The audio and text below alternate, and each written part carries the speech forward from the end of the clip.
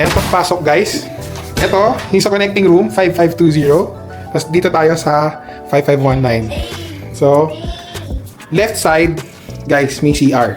Sa iba, water closet kung tawagin. Ayan, guys, pakita ko sa inyo. Social. Ito yung pinaka-toilet proper, guys. Oh, ayan, toilet. Yung bath.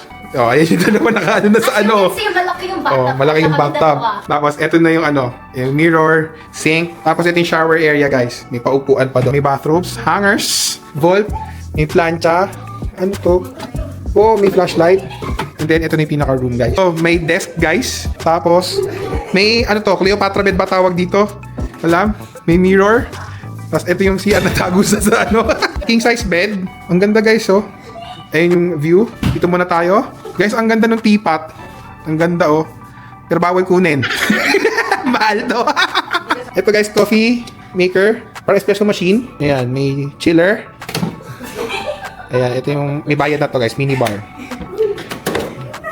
Ayan, tea, coffee, ayan. Soft close guys. Ayan, may baso. Oh, dito nakatago yung kettle.